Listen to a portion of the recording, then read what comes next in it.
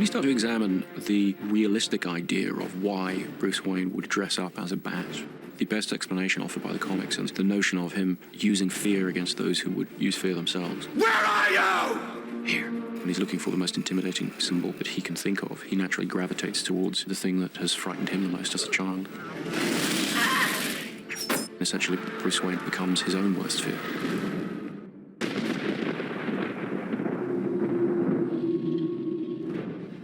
The costume has to be frightening, or it has no purpose.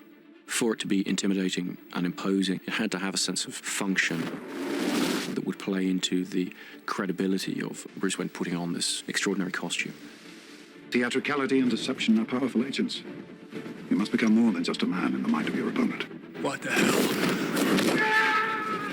I wanted to combine that with a design that incorporated the more operatic, animal-like, organic qualities of the costume.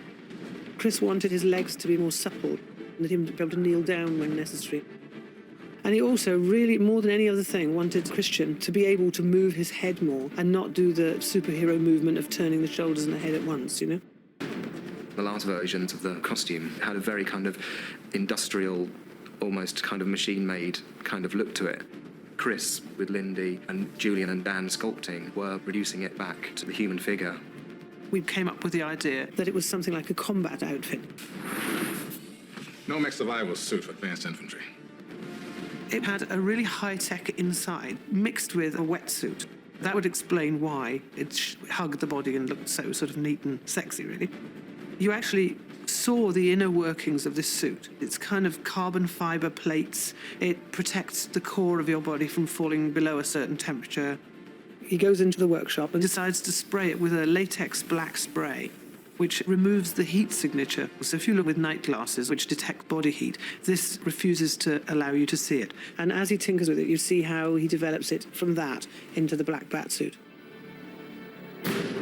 Once it was actually getting made for me, there's all sorts of interesting processes that you go through where you have to have your whole body, molded. A plaster Christian Bale is then produced out of that mold, and as soon as the concept sculpt was approved, and it's literally broken down and remolded into the different parts of the costume.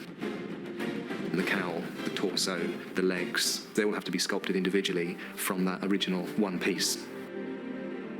Getting the foam as black as possible was a problem, as that reduces the durability. We're not painting the foam, it's kind of the foam as it is. When those molds are being injected, they're cooked in a big oven, and then they come out of those molds. They're wet. It's just a very efficient way, it's just to put it through an old Victorian housemaid's mangle just to extract the water. The piece taken out and dried, they're then prepared for trimming. The mold doesn't produce like a cookie cutter kind of effect. There are flashings, these sort of waste areas on the edges of the foam have to be trimmed back before it's glued down to the suit. And they're trimmed very patiently by our wonderful girls in art trimming. It has to appear as if it's cut by laser and not by hand. It's not the most comfortable thing to wear. I mean, it's foam latex, it's hot. But on the first day shooting, Christian managed to wear it all day, including the cowl and the gloves, not really wanting to take it off. So I think the level of comfort has improved somewhat as well. The cowl itself is very expressive. This man's angst really shows through on the sculpt. Rather than being a mask, it actually shows his character. I love the sensitiveness of it. You can feel the workings of his face underneath it. It gives you this huge neck, kind of like a panther, this real kind of feral look, as you're going to pounce on somebody all the time. I was just surprised at how intimidating he becomes and how much it changes him. He really channels this other character. When he's confronting that individual that he wants to take down, he kind of ceases to be human. I swear to God. Swear to me! There's naturally, after 6 months of filming, a kind of a love-hate relationship with the thing, because you get headaches in that thing, And I kind of say to myself, use it, The guy's meant to be kind of fierce. When you get a headache, you feel fierce anyway, You got no time for anybody, you're impatient. So I just said to myself, use it, And I just put up with it, This is a hell of an honor, really, getting to wear this. In the comic books, the cape flows, and you always see Batman crouch like a gargoyle on the edge of a building, and the cape kind of billows and drapes around him. Chris really, really wanted the romanticness from the comics of the cloaks. So they had to be supple, and they had to be able to take the wind. We did prototype using actual velvet fabric.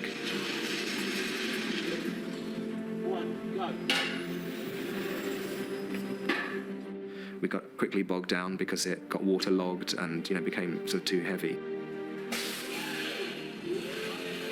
So we invented our own fabric. Which is the finest parachute silk, which is a nylon, so it's waterproof, and then flocked, which means you shoot little tiny hairs into it, so it ends up as if it's a velvet pile. And so it's got the animal feeling on the outside and the waterproof nature and the lightweightness that it flies. I was doing a lot of research with the Department of Defense, and there's something called memory fabric that they're experimenting with now. It's very soft and supple, but when an electrical current is applied to it, it can take on a rigid shape.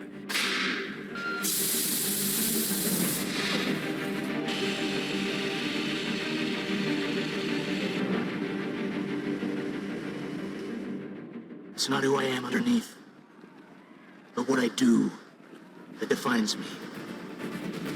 He uses the cape and cowl to create a symbol that the people of Gotham will either respect or fear. What the hell is that? What the hell are you? The man who is just flesh and blood can be defeated, can be destroyed, whereas a symbol can transcend the idea of just being one man. I'm Batman.